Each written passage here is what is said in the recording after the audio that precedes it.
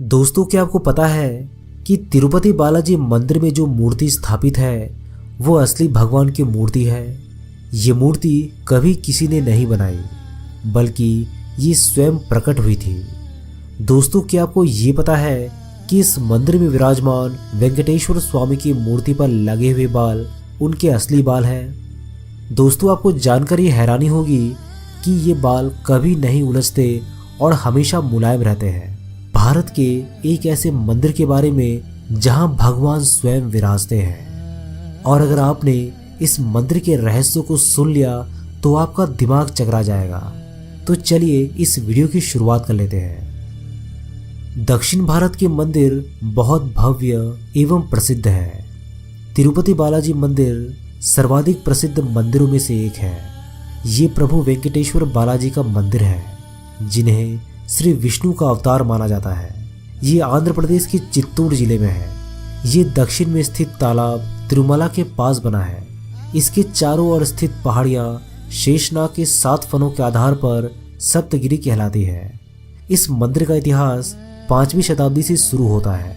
ये मंदिर सभी धर्मों के लिए खुला हुआ है। भगवान बालाजी की मूर्ति को किसी ने नहीं बनाया है, बल्कि ये मूर्ति यहाँ पर स्वयं प्रकट हुई थी।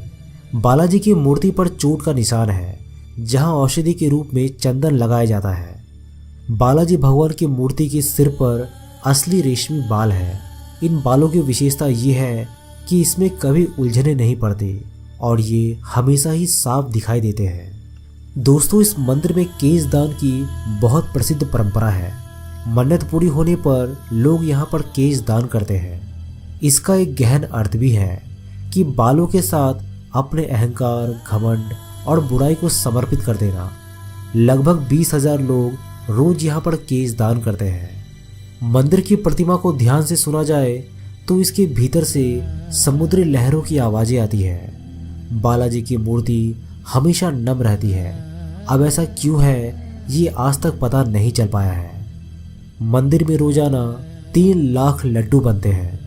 इस मंदिर से करीबन 23 किलोमीटर दूर एक गांव है, जहां लोग बहुत पुराने नियमों के हिसाब से रहते हैं। उसी गांव से लाए गए फूल, फल, घी, मक्खन आदि मंदिर में चढ़ाए जाते हैं। उस गांव का किसी को पता नहीं है और ना ही किसी बाहरी व्यक्ति को वहां जाने की आज्ञा है।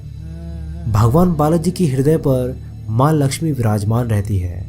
माता यहाँ पर रहती है, ये तब पता चलता है जब हर गुरुवार को बालाजी का पूरा श्रृंगार उतार कर उन्हें स्नान करवाकर चंदन का लेप लगाया जाता है।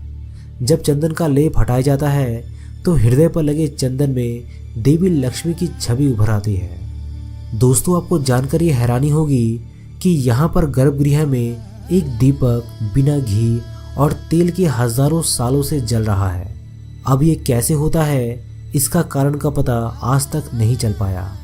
पचाई कपूरम को किसी साधारण प्रतिमा पर लगाने से वो पत्थर धीरे धीरे चटक जाता है, लेकिन वेंकटेश्वर भगवान का चमत्कार ही है कि पचाई कपूरम को वेंकटेश्वर प्रतिमा पर चढ़ाने पर प्रतिमा पर इसका कोई असर नहीं होता है। अन्य मंदिरों की तरह यहाँ पर भी भगवान को रोज तुलसी पत्र चढ़ाया जाता है, लेकिन उसे भक्तों को प्रसाद के रूप में नहीं दिया जाता। पूजा के बाद उस तुलसी पत्र को मंदिर परिसर में मौजूद एक कुएं में डाल दिया जाता है, जिसे मुड़कर देखा भी नहीं जाता। इस मंदिर में मांगी जाने वाली हर मन्नत पूरी होती है। मंदिर के मुख्य द्वार पर दरवाजे की दाईं ओर एक छड़ी है। इस छड़ी के बारे में कहा जाता है कि बाल्यावस्था में इस छड़ी से ही भगवान बालाजी की पिटाई की गई थी। इस कारण उनकी ठुड्डी पर चोट लग गई थी। इस कारणवश तब से आज तक उनकी ठुड्डी पर शुक्रवार को चंदन का लेप लगाया जाता है, ताकि उनका घाव भर जाए। जब आप भगवान बालाजी के गर्भगृह में जाकर देखेंगे तो पाएंगे कि मूर्ति गर्भगृह के मध्य में स्थित है। वही जब गर्भगृह के बाहर आकर देखेंगे तो ऐसा लगेगा कि मूर्ति दाईं ओर स्थित है।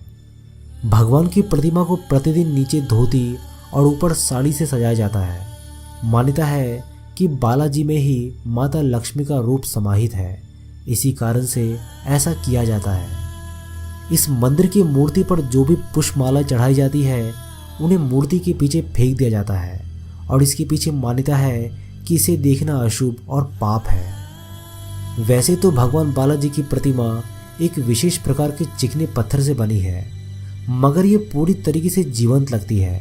यहाँ मंदिर के वातावरण को काफ़ी ठंडा रखा जाता है। दोस्तों, आपको जानकर ये हैरानी होगी कि बालाजी की प्रतिमा का तापमान सदैव 110 फ़ारेनहाइट रहता है और प्रतिमा को पसीना भी आता है, जिसे पुजारी